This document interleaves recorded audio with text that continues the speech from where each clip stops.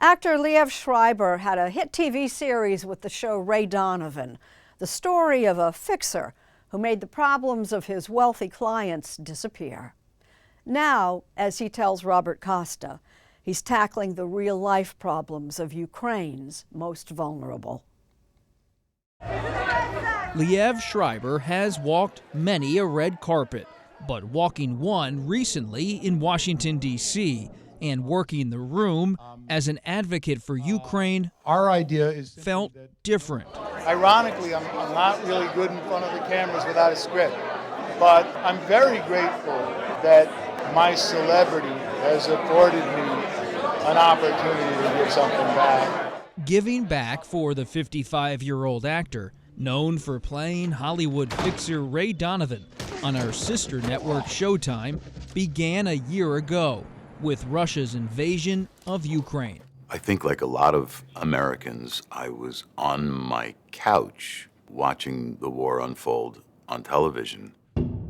When a friend called with an idea, live stream conversations with Ukrainians from the front, Schreiber was blunt in response, no. I was in a bad mood and I told him, look, if you really want to help the Ukrainians, just send them some money, and hung up. And a couple of guys who have about 30 years of experience in the humanitarian aid world called me back and they said, how serious were you about that idea? And I said, what idea? And they said, supporting Ukraine. And it was that moment where I could say yes or no, and I decided that I would say yes and see where it led.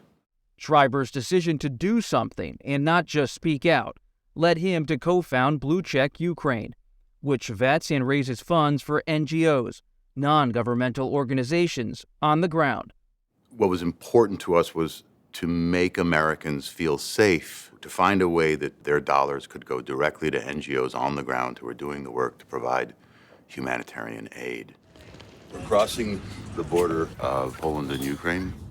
Schreiber himself visited the country twice last year, and he's met with President Volodymyr Zelensky. But he says his mission isn't about politics, which he tries to avoid. It's about the people. For me, I think the real moving stuff is meeting the people and just understanding how similar we are. What do they say to you? They say thank you, which is also incredibly moving because I don't feel like I've done anything. And then it compels you to do more because you want to be deserving of that gratitude. And it's the stories of gratitude Schreiber wants to highlight, like Pavlo Shoga of the NGO KidSave, which helped evacuate more than 10,000 women and children in 3 months last year. During a meeting, Shoga shared an especially touching moment. And the translator tells me that what Pavlo's saying is that the reason he's so emotional right now is because he heard that this kid had a bake sale and raised $68 selling dog biscuits and sent it directly to him. And he's just floored by the fact that some little kid in America would care about him.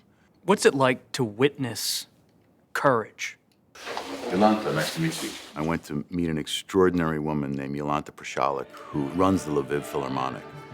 Overnight, she turned this 70-person orchestra into an aid distribution hub.